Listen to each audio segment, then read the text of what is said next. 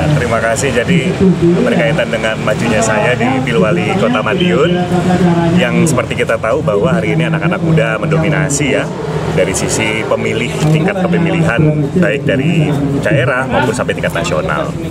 Faktor Mbak Indah menjadi kunci ya. Kenapa saya bisa maju hari ini? Beliau saya udah kenal lama, kenal baik. Secara chemistry juga saya sangat dekat, sangat akrab. Nah, bila kita memimpin dengan sebuah pasangan yang chemistry-nya sudah baik, maka saya yakin kota ini akan semakin maju.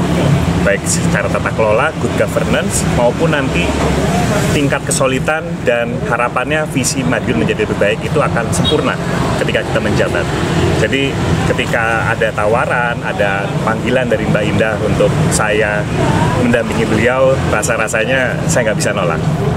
Karena hari ini masyarakat di Kota Madiun juga sudah cerdas, sudah sangat pintar, dan saya kira sudah tidak bisa kita patron-patronkan lagi hal-hal seperti itu, nggak bisa. Jadi kita akan fokus ke depan, bagaimana visi Madiun yang lebih baik kita tingkatkan, harapannya bagaimana terfasilitasi semua kegiatan-kegiatan program untuk anak muda. Menjelang kampanye apa yang Mas Andi lakukan saat ini? Pertama fisik, kita siapkan fisik yang prima, yang siap, kemudian mental juga, yang ketiga juga kita persiapkan tim yang sangat solid, baik dari tingkat kelurahan, kecamatan maupun tingkat kota. Yang keempat adalah bagaimana visi misinya juga kita persiapkan, dan yang paling penting adalah kita flashback lagi visi misi dan program Mbak Indah kemarin saat memimpin sebagai wakil wali kota yang sudah cukup baik. Kita akan perkuat itu, dan tentu kita akan tingkatkan lagi baik dari sisi anak mudanya, keterlibatan anak muda yang kita siapkan lagi. Yakin optimis? Insya Allah optimis. Untuk Kota Madiun sendiri tanggapannya sudah apa, Mas? Ya, Madiun sudah bagus atau perlu ditingkatkan lagi? Ya, saya pikir gini, kalau kita bicara Kota Madiun, saya juga tidak mengkerdilkan ya. Memang hari ini perubahannya sangat signifikan. IPM juga sekarang sudah cukup tinggi. Tapi ingat, hasil kerja Madiun hari ini bukan hasil kerja wali kota saja, tapi ada peran wakil wali kota. Karena ini duit tunggal. Ya, jadi saya mengapresiasi apa yang dilakukan oleh yang kemarin, dan tentunya saya juga punya Mbak Indah sebagai wakil wali kota yang hari ini sangat berperan.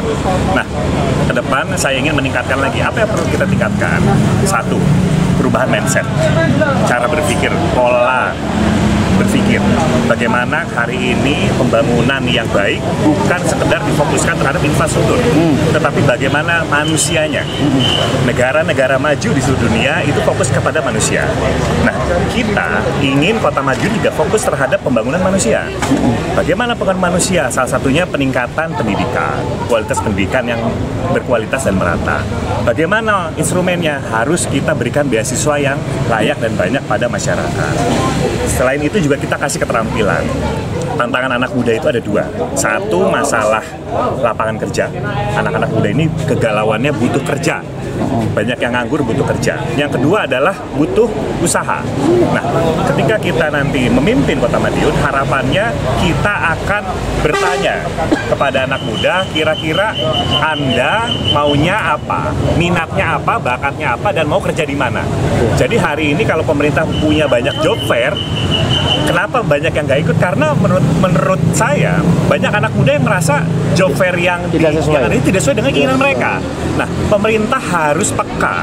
Kira-kira apa kebutuhan anak muda? Oh, misalkan mereka butuh kripto. Oh, mereka pengen perbankan syariah. Oh, mereka pengen digital. Oh, mereka pengen jadi gamers. Nah, kita akan fasilitasi itu. Dan kita juga fokus ke keterampilan. Itu yang pertama. Dan yang kedua, masalah wirausaha. Kita fokus terhadap peningkatan keterampilan.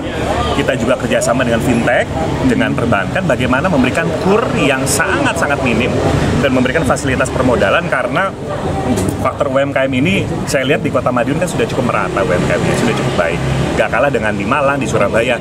Tinggal pemerintah mempromosikan. Yang kurang apa? Ekspor. Nah, kita harus bisa ekspor juga. Nah, inilah peran pemerintah ke depan.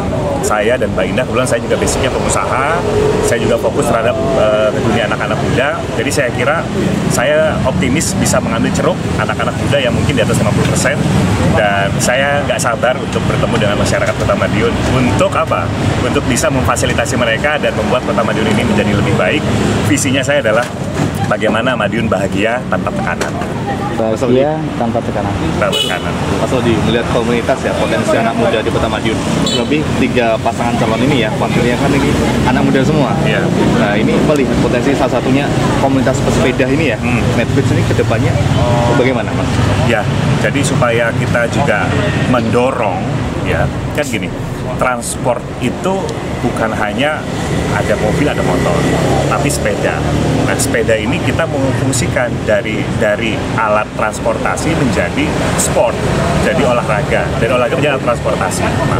Nah, caranya bagaimana kita membuat arus-arus sepeda lebih banyak, kayak di bantaran kali juga kan kita juga bisa buat trek sepeda. Jadi harapannya ketika kita punya trek sepeda yang banyak, yang juga melindungi daripada para pesepeda, harapannya mendorong itu.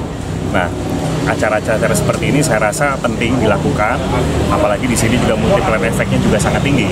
Ketika ada komunitas sepeda, kemudian juga ada live musik, ada band, ada UMKM, saya rasa ini akan memberikan dampak positif terhadap komunitas-komunitas lain yang bukan sepeda, tapi misalnya UMKM, kemudian komunitas musik dan sebagainya. Dan ini kita harus terus tingkatkan.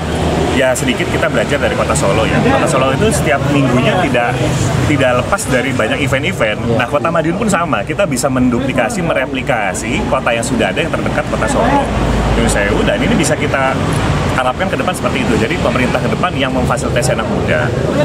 Kira-kira seperti itu.